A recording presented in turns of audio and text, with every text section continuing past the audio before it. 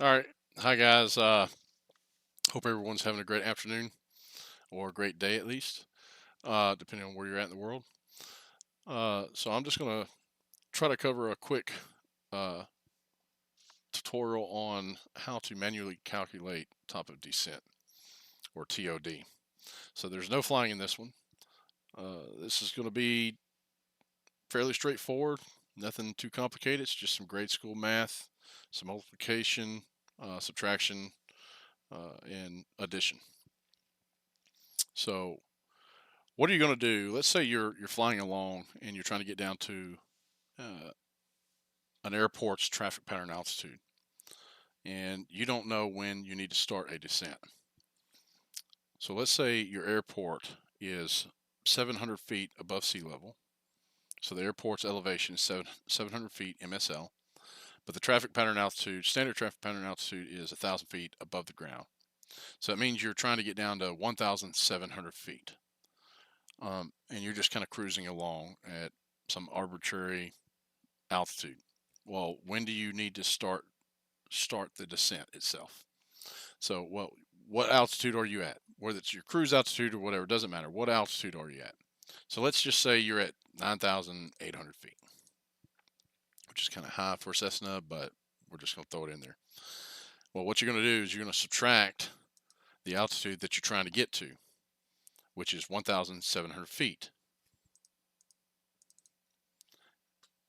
What does that give you? That gives you 8,100 feet. So what you're going to do is you're going to drop the two zeros, and then you're going to insert a decimal, and this is now going to be 8.1. So 8.1, and this is going to be 8.1 nautical miles. And you're going to take the 8.1 and you're going to multiply that by 3. And you're going to multiply it by 3 for a 3 degree descent path, and that gives you 24.3 nautical miles.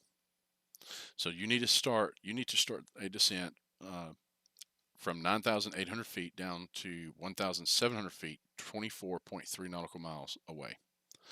Well, what that's going to do is that's going to put you at 1,000 feet or 1,700 feet arriving at the airport. Well, if you're trying to enter the traffic pattern, that's not what you want to do. You want to be 3 to 5 nautical miles away from the airport when you want to be at traffic pattern altitude before you get to the airport, if that makes sense.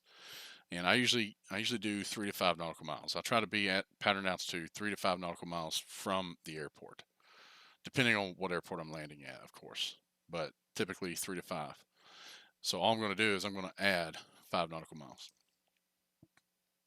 to that number. So now I get 29.3 nautical miles. So I'm flying along at 9,800 feet. I know I need to get down to traffic pattern altitude of 1,700 feet. I'm going to start a descent at 29.3 nautical miles. Now this works the same if you're just trying to cross over VOR at 1,700 feet from that same cruise altitude or some waypoint. This works no matter what, but it's always going to be a 3 degree glide path or descent path, not glide path. So um, some of you are probably already asking the question, well, what is your rate of descent? How do you know that? Well, that's actually fairly easy. So you already have your distance. It's going to be 29.3. Your rate of descent is going to be based off of your ground speed. So simply put, if you're doing 120 knot ground speed in a Cessna, multiply that by 5, and you're going to keep a descent rate of 600 feet per minute. Now that's a dynamic thing because your ground speed may fluctuate. It may go up, may come down. So the math is spot on, uh, but your arrival, this is you doing it manually in the aircraft. There's no VNav that's controlling the autopilot or anything like that. So as your ground speed decreases or increases, you would have to adjust appropriately. So, but ideally, what you're going to try to do is try to maintain that predetermined ground speed. In level flight, you might be cruising along at only 105 knots ground speed, but it's easy to keep the power right around 2400 RPM in a Cessna and start a 3 degree glide path or descent and pick up, you know, 15, 20, 20 knots of ground speed. So, you know, you're trying to do this before you reach this point of the descent. But while you're in the descent, if the ground speed increases to say 130 knots for some reason, just do 130 times 5. Now you need to be somewhere between 600 and 700 feet per minute in the descent. So you're just going to adjust accordingly. Either way, it's going to put you really close to that spot, 5 nautical miles before the airport that you're trying to get to. It's going to be very close. This is something that a lot of pilots such as myself would use in a VFR descent. I have flown a lot of Cessnas that don't have vertical navigation in them at all. You know, a Garmin 530 will have that in there. It's easy to punch in. But so let's just say you're flying in an old J3 Cub or something, and you're at altitude. You're not flying low and slow, like kind of like they're designed for. But this is how you would do it. So just to run through it one more time for clarity, doesn't matter if it is technically your cruise altitude, doesn't matter, just whatever altitude you're at. So let's just choose a big number. Let's say 17,300 feet.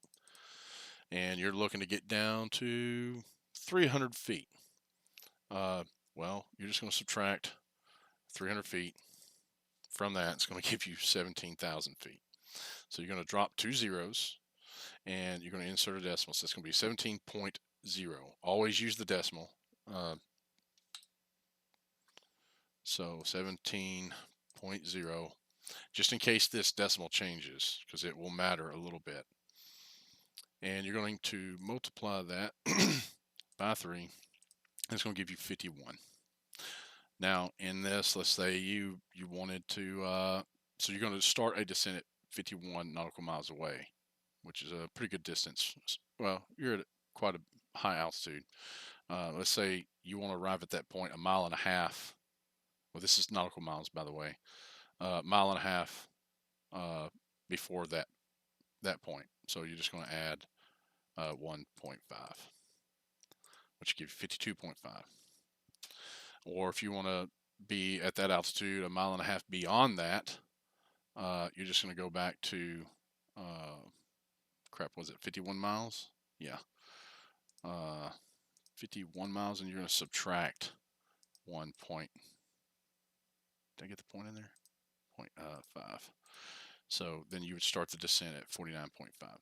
So this is half of the equation here, and the other half is pretty straightforward. Just multiply by 5 your ground speed.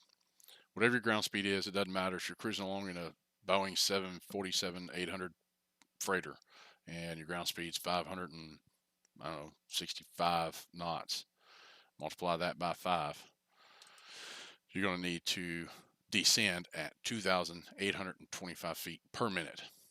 If you're in a Boeing 747 and you're cruising along at 17,300 feet and you're trying to get down to 300 feet, well, you're going to start your descent at 51 nautical miles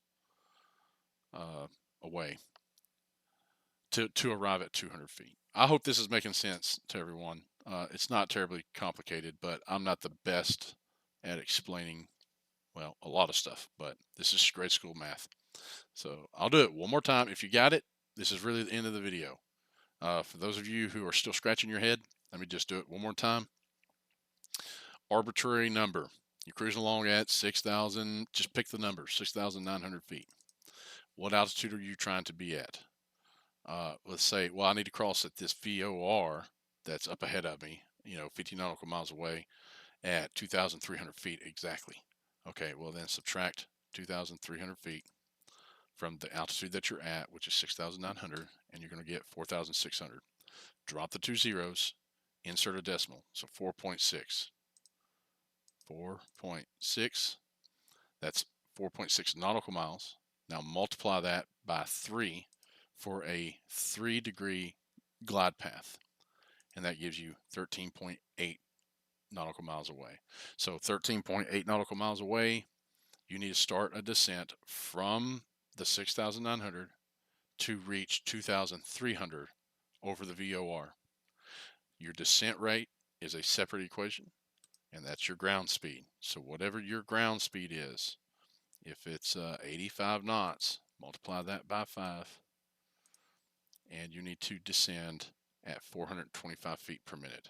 And as your ground speed fluctuates up and down, you can adjust accordingly, or you can leave it right where it's at, and you're still gonna be very close to crossing the VOR right at 2,300 feet. That's it. That's all I got for you guys. Hope that was straightforward, simple, and informative. Let me know what you think in the comments. That's all I got. See ya.